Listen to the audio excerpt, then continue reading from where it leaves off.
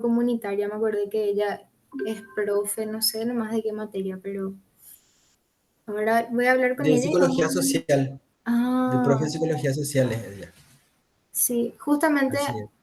ella estaba en una de las primeras reuniones o, sí, presentaciones de la Semana de la Psicología que a mí me convenció para entrar en comunitaria.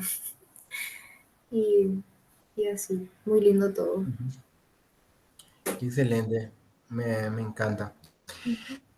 Bueno, eh, para cerrar un poquitito nuestro tema, que iniciamos, ¿verdad? Que estuvimos viendo las características de la psicología comunitaria, tratando de ver las diferencias en sus propios abordajes, en sus herramientas. Trajo un material para comentar, pero más que nada, o sea, yo no quiero leer el material, sino que lo que quiero es discutir. O sea, quiero que practiquemos un poquitito el tema de la escucha y la conversa también, eh, porque yo estoy en un proceso de deconstrucción de las clases magistrales. O sea, una primera cosa que tengo que aprender a controlar, voy a decirlo acá porque siento que es un espacio seguro, es el miedo al silencio. Es así como, y nos pasa mucho en el grupo grande, y de repente se pregunta algo y nadie dice nada. Y me generaba muchísima ansiedad eso de estar así, sin saber si es que se entiende, no se entiende, si es un poquito, para mí, ¿verdad? A mí personalmente me genera un poquitito de ansiedad, entonces es aprender a lidiar con eso, a entender que igual todo está bien, aunque haya un silencio, eso no quiere decir que, no, que haya falta de interés o que no se esté entendiendo, sino que hay una dinámica propia del grupo que se va acomodando sola y después hay gente que habla, obviamente, y hay gente que opina y de a poco así, pero de una manera un poco más democrática, respetando los tiempos de cada uno. Pues hay gente que es más rápida y otra gente que es no tan rápida. Hay gente que quiere hablar, hay gente que no quiere hablar también. Y esas diferencias de tiempo cuesta un poquitito, eh, eh, no digo, bueno, reconocer más que nada, ¿verdad? Reconocer de que ese silencio no es algo malo, que es algo diferente, ¿verdad? Es solo diferente a nuestros tiempos, eso no quiere decir que sea algo malo. Voy a ver para desconectar mi celular y tratar de conectarme a mi Wi-Fi, así que probablemente voy a salir. Si salgo, ya regreso enseguidita, no sé.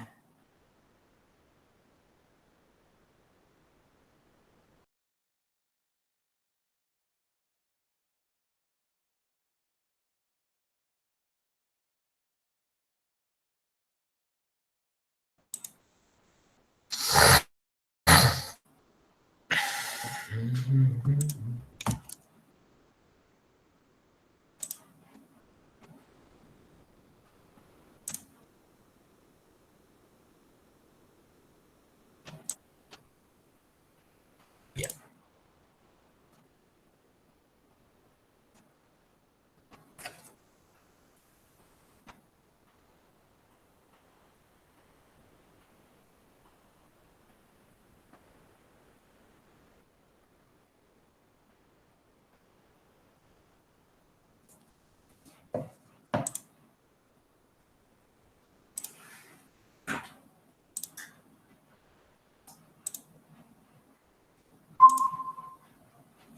Bien, ahí parece que volví, ¿verdad?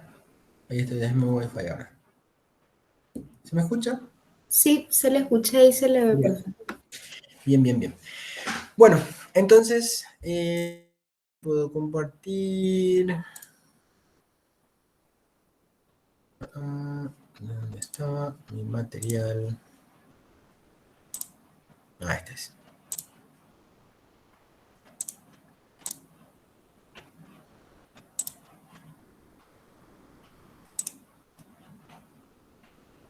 Hablar un poco del concepto de comunidad, porque eh, es un concepto bastante divergente. Cuando nosotros hablamos de comunidad, hablamos de cosas muy distintas desde la percepción que tenemos, ¿sí? Entonces, desde lo que es la psicología comunitaria, también es importante que nosotros identifiquemos lo que es realmente la comunidad, porque algunas veces queremos eh, ceñirnos a lo que dicen los libros, ¿verdad? Las definiciones, que dicen que es un conjunto de personas que viven dentro de una misma dentro de un mismo territorio social en un tiempo definido, pero vemos que no siempre es así, ¿verdad? De que existen ciertas, digamos, eh, características que tienen que existir en ese relacionamiento para hablar de una comunidad desde el concepto que nosotros tenemos de comunidad. Entonces, ahí vemos un poco el tema de lo identitario, de cómo yo me siento parte, partícipe dentro de ese grupo, justamente. El tema de las costumbres, los valores, la distribución de las tareas, la visión del mundo que se tiene y obviamente la ubicación geográfica, estatus social, roles, etcétera. Entonces, eso un poco, ¿verdad? Definir en base a esto que vemos acá, qué es para nosotros comunidad, qué tiene que tener un grupo humano para que yo le pueda decir, esta es una comunidad o estoy trabajando en una comunidad. De eso me gustaría escuchar de ustedes. ¿Cuál es la característica para ustedes que le da ese cariz de comunitario? No importa si se repite, ¿sí? No es un examen, así que no, de conocimiento tampoco. Simplemente para poder conversar sobre el punto.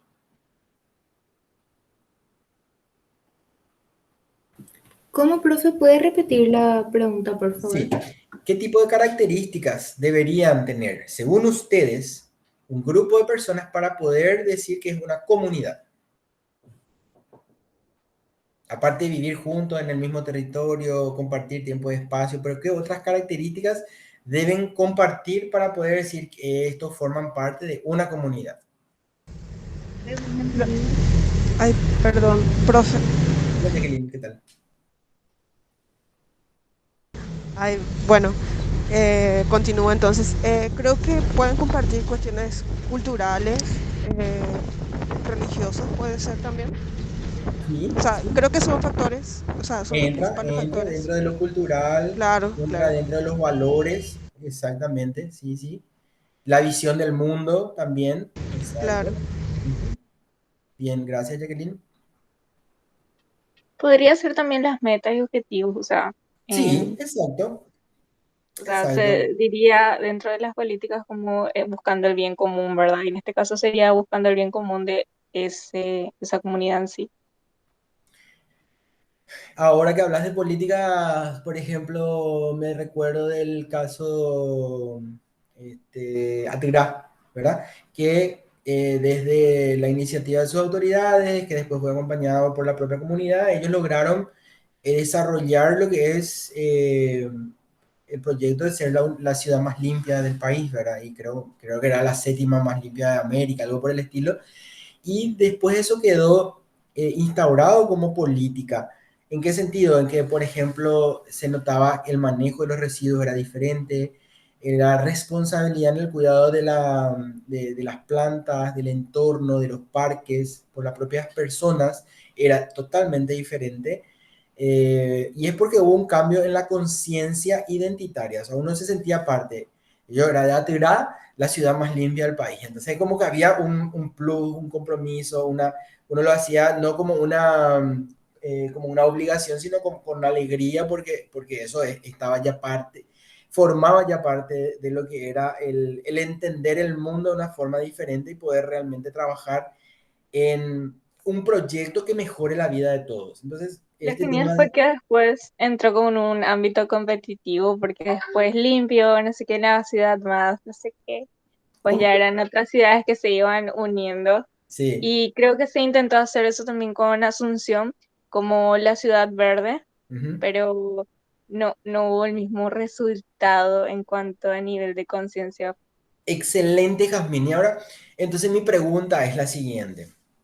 ¿Qué creen ustedes que faltó para que se pueda replicar? ¿O cuál es el problema que tiene Asunción para poder desarrollar una actividad como esta? ¿Por qué en Natirá sí y en Asunción no?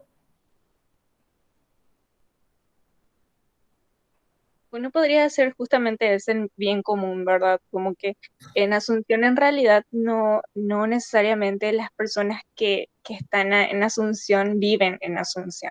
O sea, la mayoría de las personas vienen de otras ciudades para trabajar en Asunción. Entonces, no hay como un sentido o un bien común al cual se quiere llegar. Porque es como están aquí de forma transitoria hasta que vuelven el fin de semana a sus casas o a esa misma tarde, ¿verdad? Entonces, creo que también ahí va un poco el tema. Excelente. Renata, ¿qué pensás vos? No, Em, no sé si decís faltó, pero por qué es diferente en un...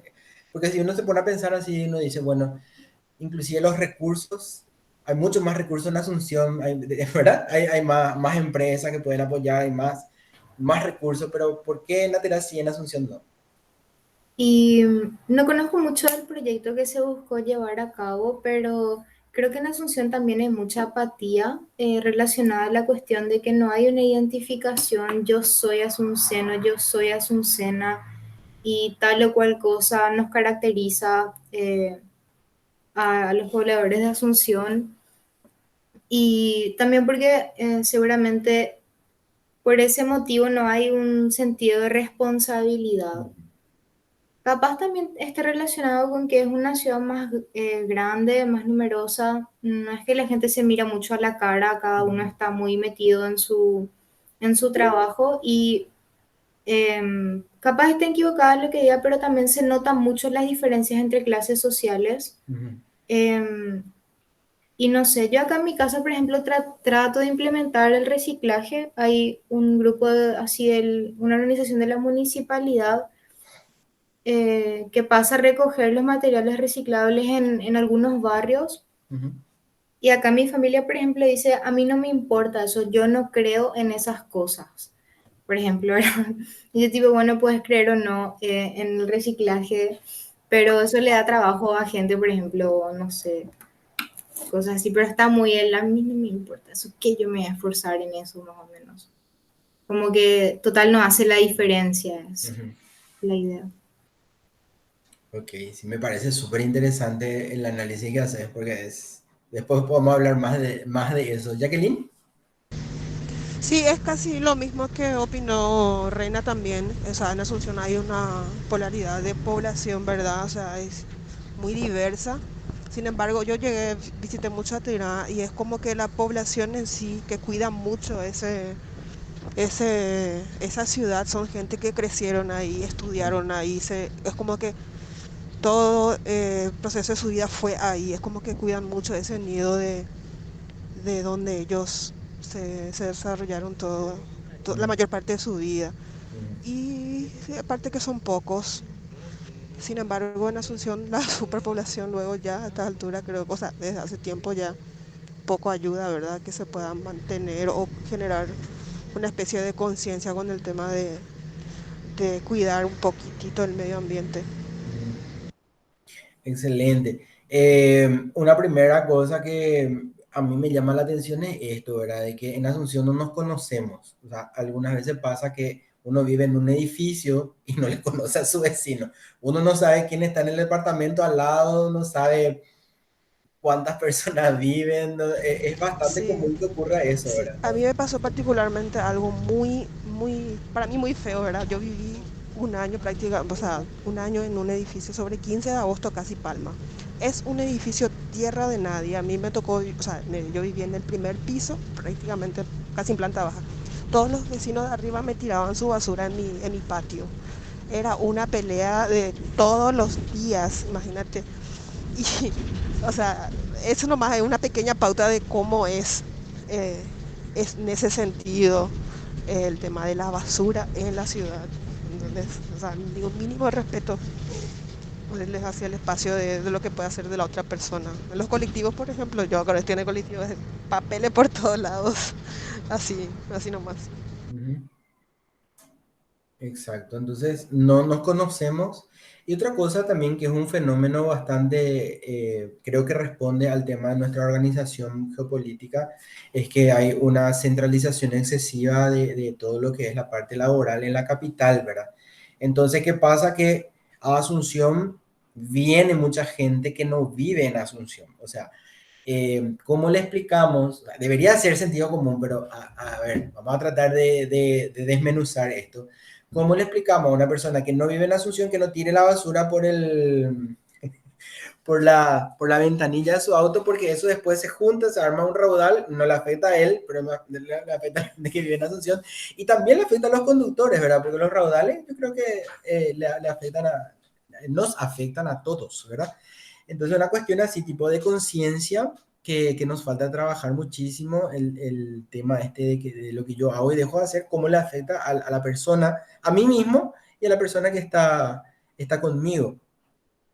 Y también por las características no sé si decir superpoblación, pero de esta muy marcada distribución de clases sociales, que a mí me parece hasta muy chocante, ¿verdad? Imagínense, uno va por el centro, y, hay locales hermosos, ¿verdad? Y de repente pasa Colón y empieza a ver cada casa vieja o de repente así lugares que no están ni siquiera iluminados, pero a metros, o sea, uno pasa una callecita y ahí empieza como vos decías, tipo tierra de nadie, ¿verdad? Los asentamientos y todo. Hay digamos, una división muy importante. Entonces, creo que eso también no colabora. Entonces, para la gente de clase pudiente, los culpables son los pobres y los pobres le culpan a la gente de la clase pudiente porque, ¿cómo se dice esto? ¿Cómo es la palabra? No me está viniendo ahora. Que no le importa, ¿verdad?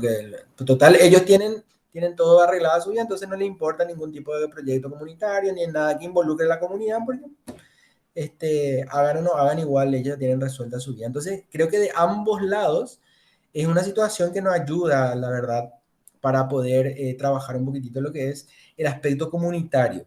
De hecho, es...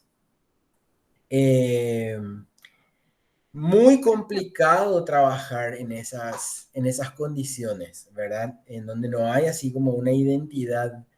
eh, y también por desconocimiento. Yo les voy a contar una anécdota. Hasta el año pasado yo estuve trabajando en una ONG que trabaja con personas LGTBI. Y yo tenía un hostal. Hasta ahora tengo, pero ya no trabaja como tal, pero tengo el local, ¿verdad? Yo solía darles a ellos para que hagan sus reuniones, hacían picnics, y en una de esas me acuerdo que, bueno, se trabaja obviamente con minorías, ¿verdad? Se trabaja con personas trans, se trabaja con personas no binarias, se trabaja con personas cis, homosexuales, heteros, o sea, era digamos, cantidad de diversidad interesante. Y en una de esas se hizo un picnic y la población que fue invitada fue la trans y de travestis.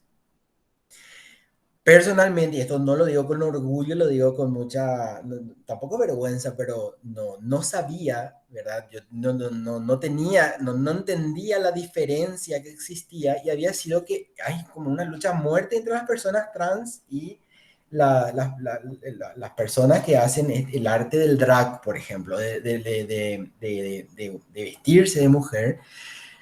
Porque hay una cuestión así, tipo, como que las personas que se visten le sacan el lugar a las personas que realmente...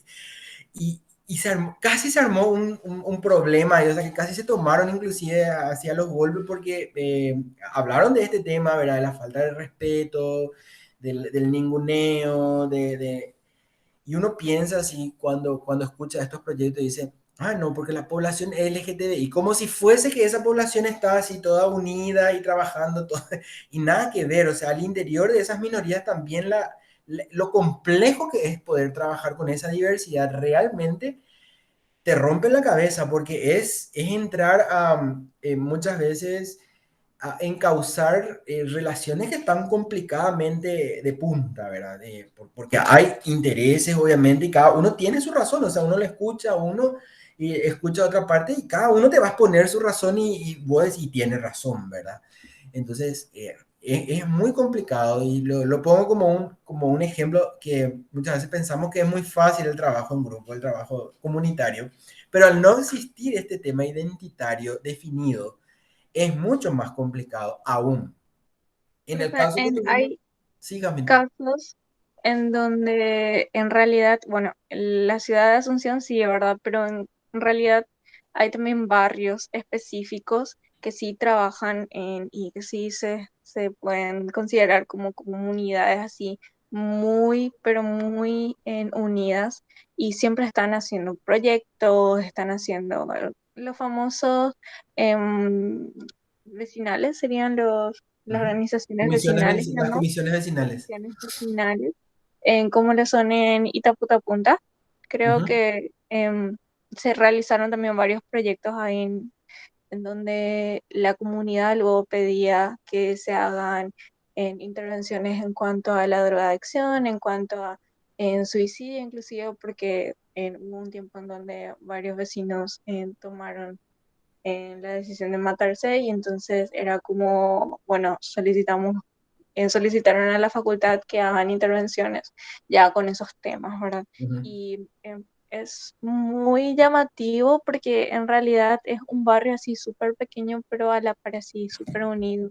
Y tienen un lugar en donde se estabilizan, tienen un lugar en donde hacen actividades, tienen una página, o sea, tienen una fanpage en donde wow, levantan inclusive las actividades que van haciendo.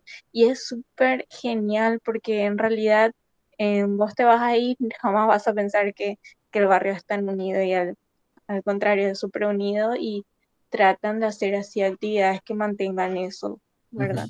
ujú. Entonces, capaz la ciudad de Asunción, como ustedes dijeron, es muy amplia, ¿verdad? Por Pero eso es no, diversa no se también. pueden mantener, sí, en ese sentido de identidad, ya como algo unificado, pero sí se puede ver como los barrios, en las comunidades, en las organizaciones vecinales y demás, sí tienen de cierta forma una identidad y tratando de hacerlo, están también los vecinos en alerta, están Ujú, así. O sea, hay ciertas organizaciones que sí, que como, sí tratan de conformarse. exactamente. En el 2009, casi ya 2010, yo me trasladé dentro de lo que era la estructura del Ministerio de Salud a la Dirección de Atención Primaria en Salud cuando se estaba empezando a montar todo este equipo de APS en las comunidades. Y uno de los primeros lugares en donde se instalaron las unidades de salud de la familia justamente fue el Bañado Sur, ¿verdad? Santa Ana, San Miguel. Eh, y dentro del barrio Santa Ana, a mí me tocó conocer una experiencia muy linda porque en el Bañado Sur se abrió un policlínico de especialidades, pero funcionaba hasta las 3 de la tarde nomás. Y después también las unidades estaban hasta las 3 de la tarde nomás. Y el problema en la comunidad era el siguiente, que había dificultad para trasladar los pacientes. En ese caso, el hospital que les queda más cerca, el hospital de referencia, era el hospital de Barrio Obrero. Pero la dificultad que tenían era que ni siquiera los taxistas querían entrar pasada, por ejemplo, las 5 de la tarde a la comunidad por una cuestión justamente de seguridad, ¿verdad?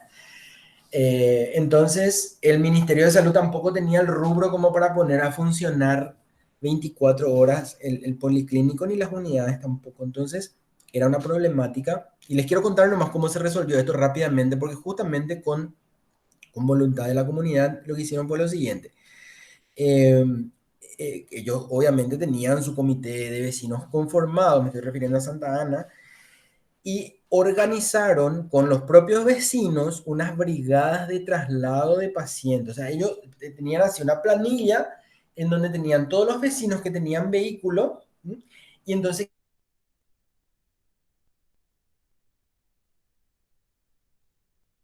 y cuando existía un problema de salud, entonces se le llamaba a ese vecino y ellos consiguieron con el Ministerio de Salud que se les transfiera combustible. Entonces, era, la comunidad puso una parte, el Ministerio de Salud puso otra parte y se hizo una alianza y se solucionó un problema muy grave porque no se compró ambulancia, no se, digamos, tuvo que contratar un montón de gente para que venga a trabajar 24 horas, sino lo que simplemente se hizo, se organizó la comunidad con ayuda del Ministerio de Salud para poder viabilizar el transporte de las personas dentro de la comunidad, que era un problema grande. Tomo nomás esto como referencia porque fue una lección muy, muy fuerte, muy grande, ¿verdad? De cómo la gente, inclusive la que nosotros llamamos de escasos recursos, en realidad yo creo que tienen más recursos, o sea, tienen más recursos a nivel de comunidad, digo, ¿verdad? Porque eso es un recurso, el poder organizarse es un recurso. Los recursos no son solamente económicos, ¿verdad? Los recursos también tienen que ver con esa capacidad de organización y de dar respuesta a su problemática. Sin embargo, uno ve en un barrio chuchi la solución que se le da al problema de la violencia, que es poner púa, electrificar todo, ¿verdad? Alzar cada vez más alto las murallas en vez de estar trabajando como esa experiencia que les había comentado en Luque, en donde se recuperó, toda una plaza se recuperó con actividades comunitarias. Entonces, ¿qué es lo que hizo la comunidad? Se organizó, empezó a habitar su plaza que estuvo descuidada, con falta de iluminación, y era un lugar de mucha inseguridad, pero cuando la gente estaba ahí, entonces no pasaba nada. Y eso fueron multiplicando la cantidad de actividades comunitarias, cada vez había más gente en la plaza, en la calle, y fueron disminuyendo los casos de violencia en ese barrio, en esa plaza en particular. Este es un caso muy concreto de un proyecto que se hizo en Luque y que en nuestras reuniones de PPS nos presentaron los compañeros de, creo que fue psicología clínica, como una experiencia de trabajo en comunidad. Bien, entonces, el objetivo, habíamos dicho, de la psicología, acá hablamos mucho de lo que era la promoción, acuérdense, era que la comunidad pueda autogestionarse. ¿Por qué me parece tan importante que hablemos de este concepto? Porque la autogestión fue un concepto bastante bastardeado, utilizado inclusive para justificar la falta de gestión de parte de las propias organizaciones gubernamentales. Entonces, yo recuerdo que hubo un momento en donde la salud pública estaba tan desfinanciada que si uno asumía como director de un centro de salud tenía que formar su comisión para hacer asadito, para hacer pollada, para hacer tallarinada, para poder comprar un balón de oxígeno, para poder comprar combustible para la ambulancia. Entonces se le felicitaba al gerente o al director que podía autogestionar. Pero ¿qué es lo que pasaba en esa situación? Que había una falta de gestión de la propia instancia que tenía que gestionar esos recursos. Entonces, se mal utilizó esta palabra, es como la palabra empoderamiento también, ¿verdad? Se mal utilizó como para justificar esta falta de gestión que realmente existía desde las instancias gubernamentales, como para naturalizar esto de la organización, que la comunidad tenía nomás luego que organizarse y tenía nomás luego que conseguir las necesidades de las que era, vamos a decir, que eran necesarias para funcionar.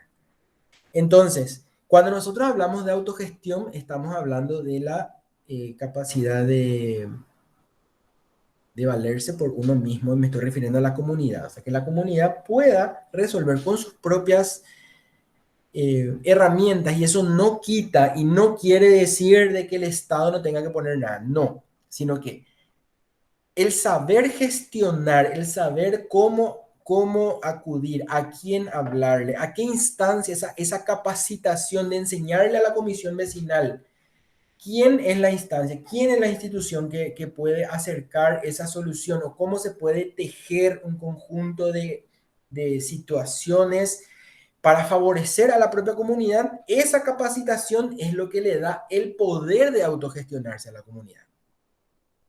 No es que la comunidad ella sola tiene que verse con todos los problemas, sino que tiene que saber cómo resolver esos problemas. Y ahí es donde nosotros podemos entrar a trabajar con ellos, en procesos de capacitación, en procesos de participación comunitaria, ¿sí? Para que se produzcan los verdaderos cambios.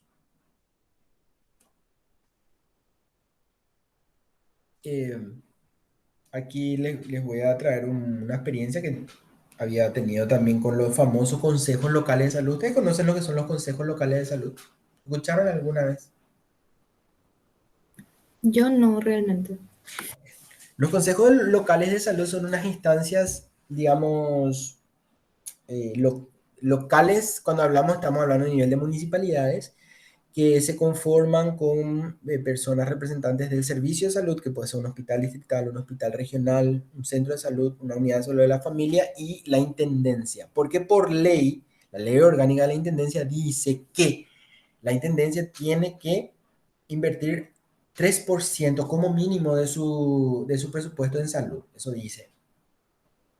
Entonces, ustedes saben que anteriormente a la gratuidad, eh, se cobraba en los servicios del Ministerio de Salud, se cobraba por las consultas, por los partos, por las cirugías, se cobraba mucho menos que en un privado, pero se cobraba y eso generaba una cantidad de dinero que se llama recursos propios. Esos recursos propios eran utilizados por el propio servicio para poder financiar las necesidades más urgentes, ¿verdad? Por ejemplo, la parte de limpieza, de repente de traslado, cosas por el estilo, combustible, cosas que no podían esperar una licitación para comprarse, entonces se utilizaba ahí. ¿Qué pasó cuando ya no se pudo cobrar más?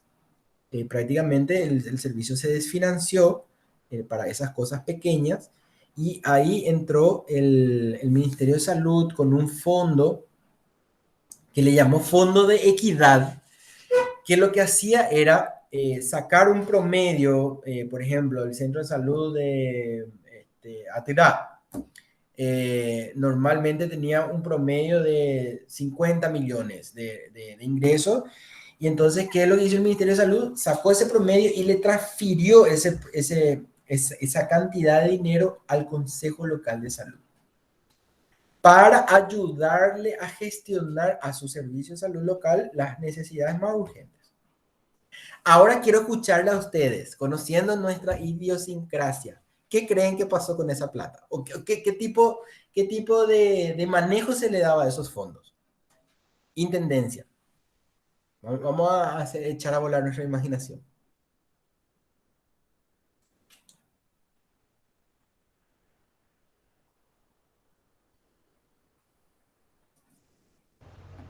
Lo primero es que se desvía la mayor, o sea, se desvía muchísimo los fondos, profe, o sea, es una de las primeras. ¿Y cómo se hacía para desviar los fondos? Ah, ¿Cuál era el mecanismo? y mira, falsificación, se falsifican muchos documentos en compra, ya sea de insumos, ya sea para el propio hospital, cosas que nunca fueron destinados Ujú. para dicha situación, o no se le da el uso que se le tiene que dar. Bueno, cosas así es lo que pasa con los fondos destinados a salud pública, por ejemplo. Exactamente. Recuerdo el caso de un intendente que era médico, no voy a decir de qué municipalidad, pero era en aquella época del SARS-CoV-2. ¿Se acuerdan que hubo ya del SARS, ¿sí? Y hubo todo un plan y y se transfirió plata. Y lo más simpático de todo era que en vez de estar en este municipio, en vez de trabajar eh, con el tema de la concienciación y poder trabajar capacitación y todo eso, ¿qué hizo el tipo? Él era el dueño de la farmacia, entonces ¿qué él hizo? Él usó ese fondo para comprar no sé cuántos miles de tapabocas de su farmacia y repartirle a la gente en su casa. Sí, Ese, esas cosas. Hay, por ejemplo, un caso también en donde una distribuidora que, no sé, llegó a un, no sé cómo fue que ganó la licitación a través del ministerio uh-huh, y llegó a vender, a adquirir agua tónica, no sé qué, no sé para qué agua tónica desde que arrancó la pandemia uh-huh, y tipo alcohol también, pero con precios así es tipo exorbitante. inadmisibles. Exacto. Bueno, entonces, ¿qué pasó? Ahora, vamos a analizar bien este problema porque acá vamos a encontrar connotaciones de corrupción, de prebendarismo, ¿verdad? Porque la intendencia le contrataba al médico que era del color del intendente, nomás me estoy refiriendo al partido político, ¿verdad? Y ni qué decir si por ahí el director del centro de salud era de una creencia política distinta, ¿verdad? Empezaban a ver ahí los desentendimientos y la falta digamos, de coordinación, ¿verdad? Entonces, de repente, esto era, empezó a ser una, no solo la corrupción, sino, digamos, este mal uso de esos recursos. Pero el problema acá, aparte de esto que es cultural y todo eso de nosotros como cultura digo, de tratar de sacar provecho y todo eso, pero había un factor mucho más importante que le hacía la cama, que era el, el sustrato de este problema de corrupción. ¿Y saben qué era? Era la falta de participación de las personas de la comunidad en sus consejos locales. Porque decía la Carta Orgánica del Consejo Local que una vez al año se tenía que renovar las autoridades. Y esas autoridades tenían que ser personas representativas de la comunidad. ¿Y qué pasaba? Se invitaba a la comunidad y nadie venía. Entonces, las autoridades decían, bueno, vos, fulanito, vas a ser presidente, vas a hacer tal cosa, vas a hacer esto, y ahí entre ellos nomás se armaba otra una claque y ahí, de ahí no salía. Y la gente ni siquiera sabía que existía un organismo dentro de su comunidad encargado de apoyar la gestión de su servicio de salud y menos sabían que se gastó esa plata. Y el problema que acá nosotros tenemos justamente es de la participación comunitaria, que ya lo estuvimos conversando en clases pasadas, que ese es un déficit muy importante a nivel de cultural luego nuestro, ¿verdad? Y es por eso que es un deber ser luego del psicólogo comunitario trabajar en estimular esa participación comunitaria, no solamente para empoderarle, siempre digo que no me gusta esa palabra, pero no encuentro otra, a las personas dentro de su problemática, sino también para desarrollar esta posibilidad de autogestión, ¿verdad? Y de independencia. Entonces, por eso nosotros decimos que el psicólogo es un agente de cambio. ¿Es el que se va a cambiar la situación? No, es el que tiene que generar, el que tiene que ayudar a generar ese cambio y que le ayude a las personas de la propia comunidad a darse cuenta que son ellos los actores del cambio. Que si ellos participan en sus consejos locales de salud, va a haber menos probabilidad que se robe. O si ellos opinan de la manera como se está tratando de invertir X cantidad de recursos, lo más probable es que se llegue a un mejor aprovechamiento. Entonces, por eso hablamos del tema de la conciencia, de que el rol nuestro es de generar o ayudar a generar esa conciencia, no porque nosotros vamos a llevar la luz de la conciencia, sino porque favorecemos espacios de reflexión, espacios de comunicación, de conversación para toma de decisiones estratégicas. Y ahí nosotros estamos hablando de la participación del psicólogo comunitario dentro de las planificaciones estratégicas.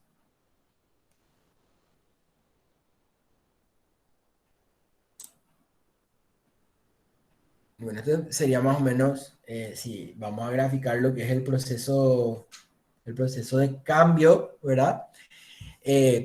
Primero se trabaja sobre la sensibilización, ¿verdad? De las personas, darles a entender por qué es importante la participación, por qué es importante trabajar, no solamente sobre una problemática, sino participar. Imagínense que si no generamos esta conciencia con los propios miembros de la comunidad, en el momento que nosotros vamos a ir a trabajar una problemática con ellos, mal pudiéramos nosotros interpretar lo que ellos necesitan. Nosotros tenemos que escuchar de ellos qué es lo que ellos realmente necesitan.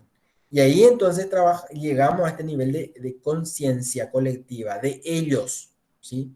Pero no es que nosotros hicimos que se despierte la conciencia en ellos, no. Ellos tienen que generar eso con los procesos de reflexión, de comunicación. Y entonces ahí ver qué mecanismos son los que activan o generan la motivación para por qué queremos hacer eso. Y ahí se trabaja un poco lo que es la planificación. ¿Para qué vamos a hacer eso? ¿Quién es el responsable? ¿Cómo va a ser la metodología de trabajo? Y se hace la distribución de las actividades y es propiamente lo que conocemos como la acción. Entonces, sensibilización, darse cuenta de concienciación, causas de la necesidad del cambio, por qué es importante, La motivación, las razones motivos y la acción es la toma de decisiones propiamente dicha, la planificación de las actividades. Tenemos que entender también, y acá hay que analizar profundamente, y es por eso que no me gusta a mí utilizar tampoco la palabra intervención, porque el concepto de intervención es algo muy externo, muy de afuera. Y cuando nosotros hablamos de intervención, estamos interpretando que nosotros desde afuera vamos a cambiar la realidad interior de un grupo como es la comunidad.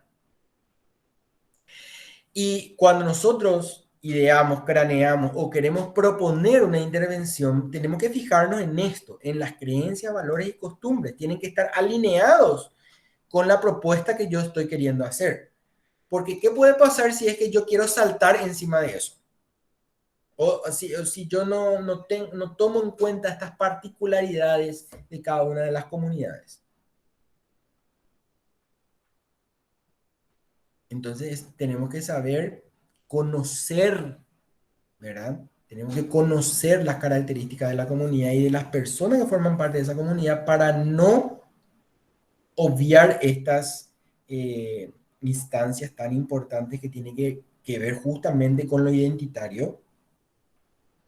Y también entender de que muchas veces el rechazo que nosotros tenemos, yo voy siguiendo un poquito el hilo del material, cuando queremos hacer un cambio, no siempre es porque la persona no le interesa. O algunas veces, cuando no encontramos eco en las ideas que tenemos, podríamos tender a, ¿cómo se dice?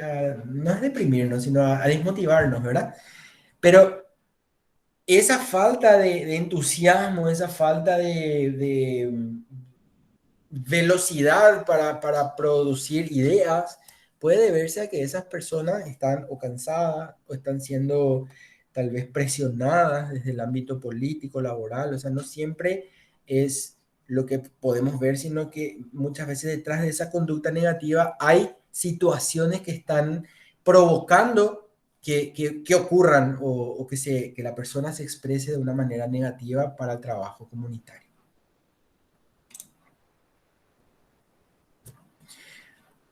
Y bueno, este es un ejercicio que yo voy a dejar para nuestra clase asincrónica, ¿sí? En donde ustedes van a proponer, van a imaginarse que van a trabajar en una comunidad, ¿sí? Entonces vamos a utilizar nuestra imaginación. Podemos proponer un tema, un proyecto, ¿verdad? Pensando con qué población vamos a trabajar, ¿sí? Y dentro de esa población, ¿cuáles van a ser las personas que vamos a seleccionar para trabajar? Vamos a pensar también cuántas personas van a ser beneficiadas con esta actividad que yo quiero realizar. Y vamos a escribir una pequeña justificación. O sea, en la justificación yo tengo que explicar brevemente por qué es importante trabajar por este tema que yo estoy queriendo plantear. O sea, nosotros vamos a ponernos un poco en la piel de la persona de la comunidad, de una persona que quiere proponer un trabajo, ¿sí? Y vamos a tener que vender ese trabajo con la propuesta que vamos a hacer. Entonces, esa sería la justificación. ¿Por qué es importante trabajar esta propuesta que yo estoy trayendo? ¿Qué objetivos vamos a perseguir y qué acciones vamos a desarrollar? Por lo menos 5 acciones. No confundir objetivos con acciones. Objetivo es lo que queremos alcanzar y acciones es lo que voy a realizar para alcanzar ese objetivo. Entonces, esto no quiero que se confundan. Entonces, el trabajo que vamos a presentar es un trabajo facilísimo, no debe ser extenso, vamos a compartir la idea y cada uno de ustedes va a contar un poquitito cuál es el esquema de trabajo y ahí vamos a mirar un poquito, vamos a adentrarnos un poco en lo que es justamente una herramienta muy interesante que son los proyectos comunitarios, ¿sí? Y vamos a mirar los elementos de un proyecto comunitario rápidamente. ¿Ya? Entonces, este va a ser nuestro siguiente tema de la próxima clase.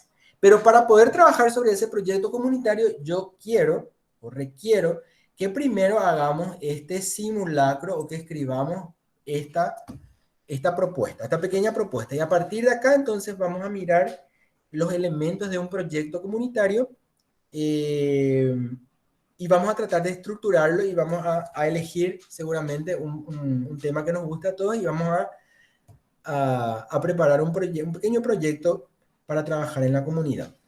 Como una práctica ya de lo que podríamos proponer cuando vamos a trabajar desde la comunidad en sí. Bueno, estos eran los aspectos que quería tocar un poco hoy con ustedes, adentrarnos ya un poco en lo que lo que son nuestras herramientas de trabajo y delinear muy bien una línea divisoria de nuestras herramientas de trabajo y sobre todo nuestro estilo de trabajo, que es un estilo de trabajo que respeta mucho la identidad de la comunidad, que respeta mucho las voces de la comunidad, la historia de la comunidad, y que le permite a las personas de la comunidad expresarse siendo ellas las que propongan la metodología de trabajo. Entonces, por eso nosotros vamos a ponernos en la piel de las personas de la comunidad y vamos a tratar de escribir esta propuesta de proyecto. ¿Qué les parece la actividad? Para nuestra clase asincrónica del próximo miércoles estoy hablando. A mí la verdad que, no sé, de pronto me genera un poco de dudas. No sé si, sé que vamos a dar más adelante el tema de los elementos de un proyecto, pero si de pronto habría algún material que podríamos ver para de pronto guiarnos un poco más en la Bien, bien, bien, elaboración del bien. Ok, programa. les voy a dejar en el aula unos links de proyectos comunitarios, así que está bien explicitado todas las partes de un proyecto para darles una idea. ¿Les parece? Sí, Son pequeñas cápsulas así, por Sí, ejemplo, genial. un videíto habla de los objetivos, otro videíto habla de las actividades, otro videíto habla del presupuesto, otro videíto habla de la evaluación. Cortito, así, 1 minuto y medio son cada uno. Como para ir teniendo una noción. ¿Les parece eso? Porque para que sea interactivo también y no tengan que leer eh, un material, porque eso es cansador también. ¿Les Sí, parece? Les voy a genial, armar, genial.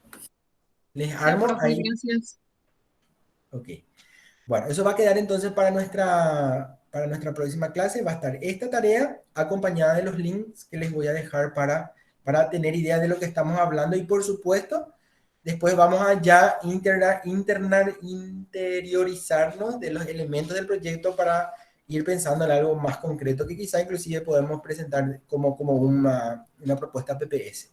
Dentro de paradigma estoy hablando. Acuérdense que vamos a tratar de generar trabajos prácticos que les sirva como PPS. Entonces, yo mismo estoy tratando de ya empezar a generar esto. Entonces, quizá un proyecto o la elaboración de un proyecto desde cada uno de los equipos en donde están trabajando les puede valer horas dentro de lo que va a ser PPS. ¿Les parece? ¿Les gusta esa idea?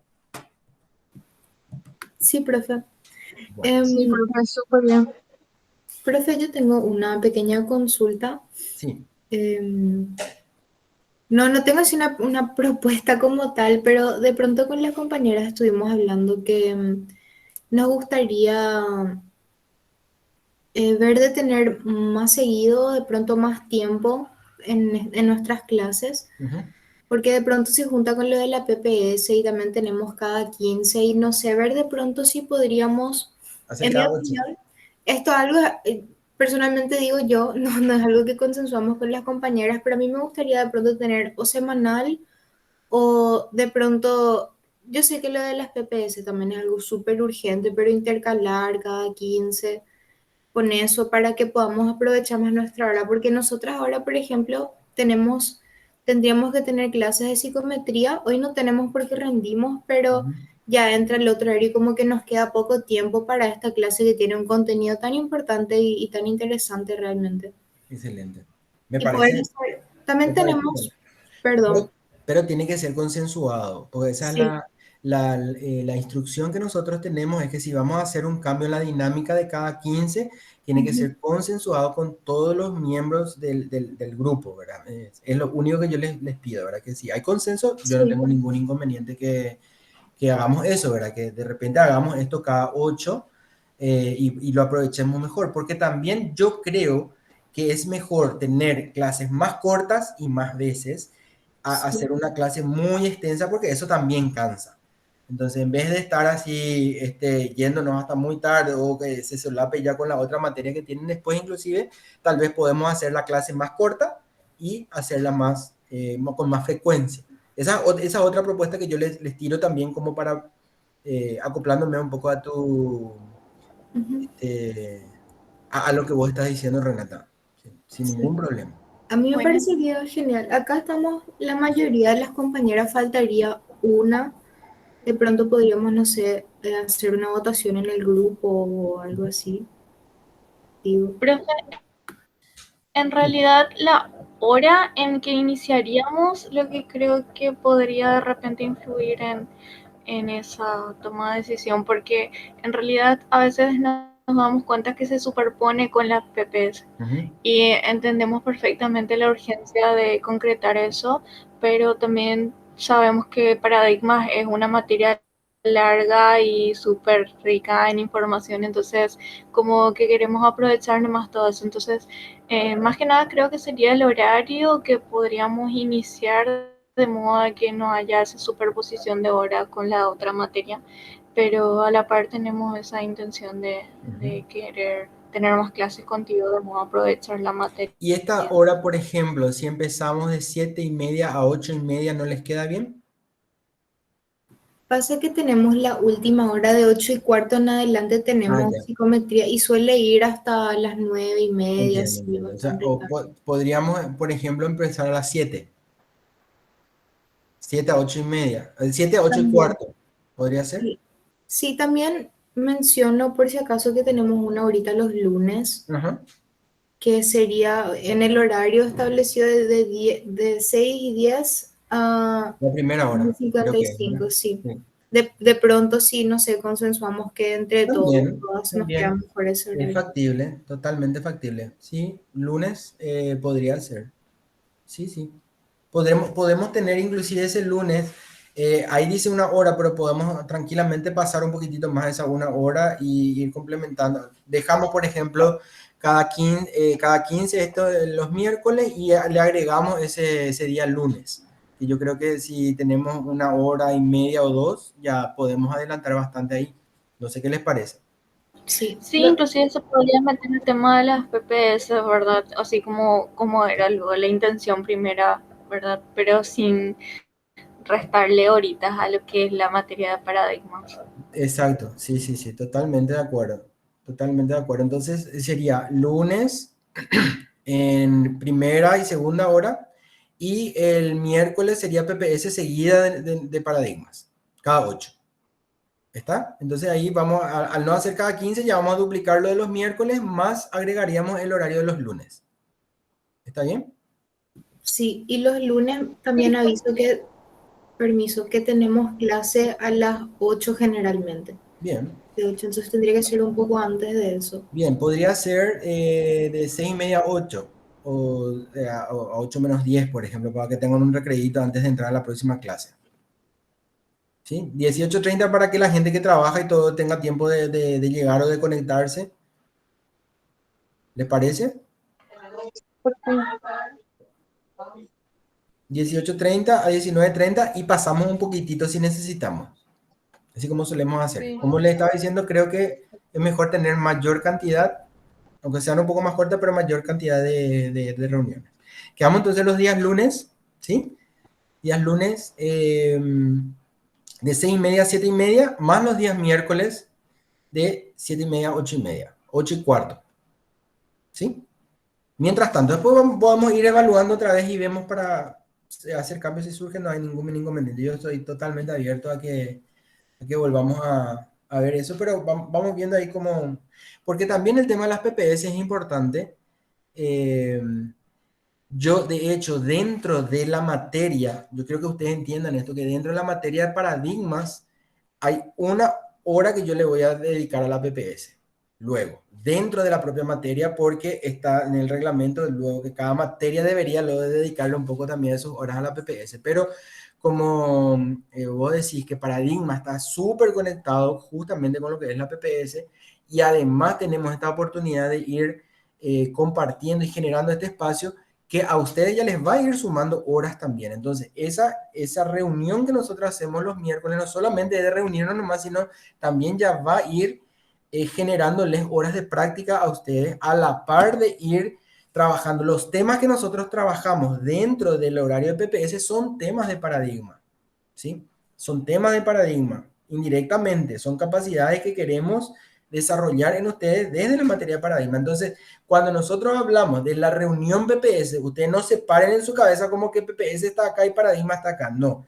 Paradigma le está sirviendo de paraguas a la PPS, y dentro de lo que es paradigma estamos usando una horita para poder desarrollar temas de PPS, pero relacionados con paradigma, ¿sí? Eso quiero también que ustedes entiendan. Y después, para cumplir con nuestra carga horaria y nuestros temas específicos, nosotros seguimos en este espacio, ¿sí? Y le agregaríamos el tema de los lunes. Ok, profe.